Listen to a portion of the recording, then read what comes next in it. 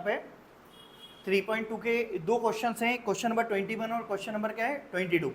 उसके ऊपर जो थ्योरी लिखी है पहले उसको समझो। थ्योरी क्या बोल रही है, assume X by Z W P are the matrices. मतलब आपको जो एक्स मैट्रिक्स दिया हुआ है, कितना दिया है एक्स मैट्रिक्स, उसका ऑर्डर उसने क्या दिया है अपन को 2 इंटू एन दिया हुआ है। क्या दिया है अपन को 2 इंटू एन। इसके बाद जो अपने को बाय मैट्रिक्स दिया हुआ है, क्या दिया है अपन को बाय मैट्रिक्स, उसका ऑर्डर उसने कितना दिया है अपन को 3 इंटू में के दिया है। वो रेस्पेक्टिवली है, मतलब सीक्वेंस में दिए हुए हैं। फिर जैसे ही अपने को z दिया हुआ है तो z का जो ऑर्डर है वो कितना दिया है अपने पास, यहाँ पे z का जो ऑर्डर है वो कितना है 2 इंटू में p दिया हुआ है। फिर इसके बाद यहाँ पे अपने को w जो है w वाला मैट्रिक्स, उसका जो ऑर्डर दिया हुआ है w वाले मैट्रिक्स का ऑर्डर कितना है n इंटू में 3 दिया हुआ है। इसके बाद जो p वाला मैट्रिक्स है p, इसका जो ऑर्डर दिया हुआ है वो कितना दिया है p इंटू में k दिया हुआ है। ये आपके सामने सब लिखा हुआ है। वो थ्योरी में उन्होंने दिया हुआ है कि एक्स वाई जेड डब्ल्यू आपके पास और पी मैट्रिसेस हैं जिनका ऑर्डर मैट्रिक्स सिंगुलर बर्ड होता है और मैट्रिसेस कौन होता है प्लूरल बर्ड होता है। तो उनका ऑर्डर आपके पास वहाँ पे लिखा हुआ है। अब वहाँ पे नीचे जो क्वेश्चन दिए हैं क्वेश्चन नंबर 21, तो क्वेश्चन नंबर 21 की थ्योरी ये सब गिवन है अपने पास। क्वेश्चन नंबर 21 बोल रहे हैं the restriction of N P N K P सोदा, इसके बारे में पूछ रहा है कि पी बाय प्लस कितना बोल रहा है अपने पास यहाँ पे w by will be defined. तो चार ऑप्शन दिए हैं। तो इधर देखो बोर्ड पे देखो, ये लोग पहले से जानते हैं कि जब भी दो मैट्रिक्स का मल्टीप्लाई होता है तो उनकी लास्ट टर्म और फर्स्ट टर्म क्या होती है सेम रहती है। तो आप क्या करोगे क्वेश्चन इसके बारे में वो चार ऑप्शन जो दिए हैं आपको सिलेक्ट करना है। बुक लेके आप बैठे हो, बुक में आपको दिख ही रहा है, ठीक है। तो यहाँ पे अपन को देखो पी वाला मैट्रिक्स की वैल्यू रख दो।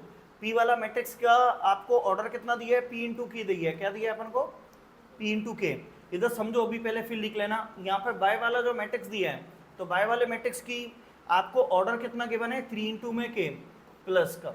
यहाँ पर भी W वाला जो मैट्रिक्स दिया हुआ है, W वाला जो मैट्रिक्स है उसका ऑर्डर कितना है n इंटू 3, ये n इंटू 3 अपने को दिया हुआ। साथ में अपने पास जो Y वाला मैट्रिक्स है, तो Y वाला जो मैट्रिक्स है उसके अंदर कितना है 3 इंटू में कितना है अपने पास k है। अब आप लोग जानते हैं, लोग जब पढ़ते हैं तो पहले वाले को रो बोलते हैं, फर्स्ट डिजिट जो होती है उसको क्या बोलते हैं रो, सेकंड वाला कौन होता है कॉलम।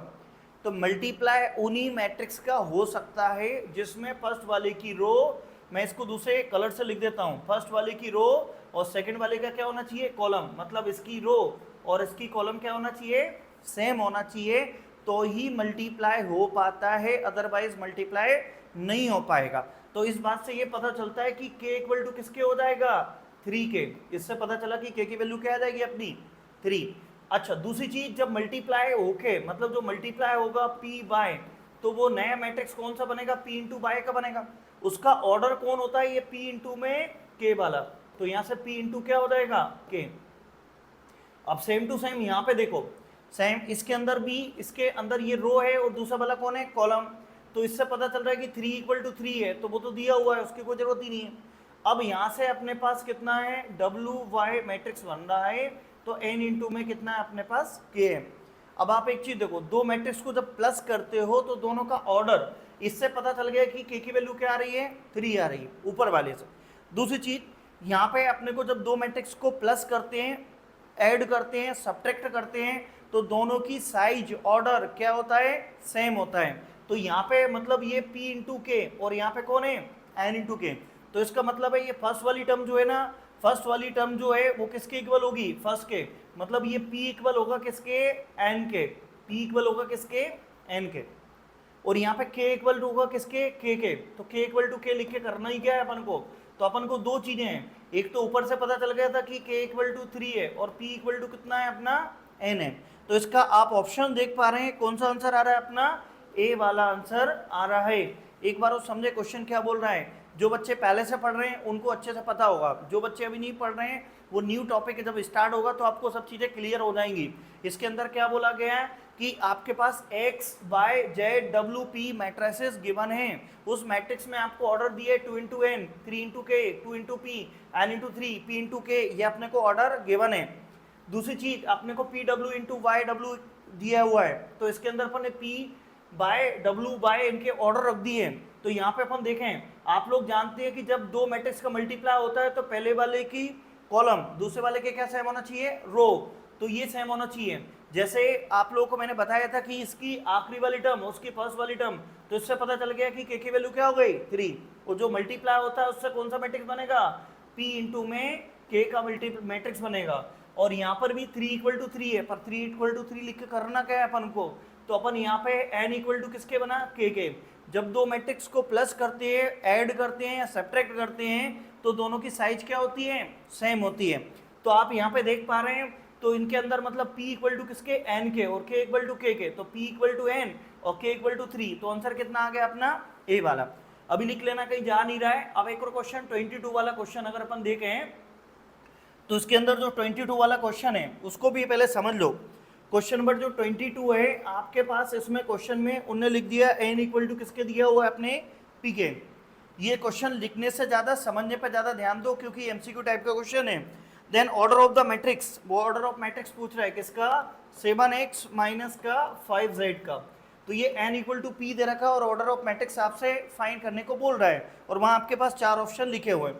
तो आप यहाँ पे लिख दो 7 इंटू में, ठीक है, 7 इंटू में आप यहाँ पे इसके अंदर लिख देंगे, तो 7 इंटू में आप इसको x वाले मैट्रिक्स का ऑर्डर कितना दिया है, 2 इंटू एन दिया हुआ है, कितना दिया है अपन को, 2 इंटू में n, माइनस का 5 इंटू में z वाले मैट्रिक्स का ऑर्डर कितना दिया हुआ है अपने को, x बाय z, जो थर्ड नंबर पे लिखा हुआ है, मतलब 2 इंटू में p, कितना लिखा हुआ है, 2 इंटू में p लिखा हुआ है, ये आपको दिख रहा होगा। जब भी दो मैट्रिक्स को प्लस करते हैं, माइनस करते हैं, तो उनके ऑर्डर पे ये जो बाहर डिजिट लिखी रहती है, इससे कोई इफेक्ट नहीं पड़ता है। अब यहाँ पे आप एक चीज देखें, जब दो मैट्रिक्स प्लस होती हैं तो दोनों की साइज क्या होना चाहिए, दोनों की साइज क्या होती है, सेम। तो इससे पता चलेगा कि यहाँ पे ये रो है और ये भी क्या है, रो, तो 2 इक्वल टू 2 है, मतलब 2 इक्वल टू 2 लिख के अपन को करना क्या है, पर यहाँ पे n इक्वल टू किसके हो रहा है, p के, n इक्वल टू किसके हो रहा है, p के, और वो क्वेश्चन में भी उन्होंने दिया था। तो मतलब जब दो मैट्रिक्स को प्लस करेंगे तो 7x माइनस का 5z मिलेगा, तो या तो इसका 2 इंटू एन आंसर आएगा, या फिर कौन सा आंसर आएगा इसका, 2 इंटू में p आंसर आएगा। तो आप देख ले कौन सा आंसर दिया है, b वाला ऑप्शन आ रहा है, इसका कौन सा आंसर आएगा अपना, b वाला आंसर आएगा, 2 इंटू में कौन आएगा, n। क्वेश्चन समझ में आ रहा है क्या कहना चाह रहे हैं, जो बच्चे पहले से पढ़ रहे हैं उनको सब बातें क्लियर हो रही होंगी मेरी क्या कहना चाह रहा हूँ। तो एक बार और देखें अपन जो क्वेश्चंस पहले अपन ने पढ़ा हुआ था, आपके पास x y z w p matrices given है, सभी के आपको ऑर्डर्स गिवन दिए हुए हैं, एमसीक्यू फॉर्मेट में क्वेश्चन है। अब यहाँ पे अपन को P Y plus W Y value दिए हैं, तो आप यहाँ वैल्यू रख दो, कंसेप्ट वही लगता है। दो चीजें ध्यान रखना कि दो मैट्रिक्स का जब मल्टीप्लाई करते हैं तो इसकी रो इसकी कॉलम क्या होना चाहिए, सेम होना चाहिए। दो मैट्रिक्स को ऐड करते हैं तो दोनों की साइज क्या होना चाहिए, सेम होना चाहिए। उस कंसेप्ट पे भी आप पे अपने को इसका ए आंसर आ रहा है, और दूसरे वाले का जो आंसर आ रहा है वो कौन सा आंसर आ रहा है, 2 इंटू में एन आंसर आ रहा है। तो जो बच्चे इसको पहले से पढ़ रहे हैं वो आप लिखना चाहें तो लिख सकते हैं इसको ऐसा।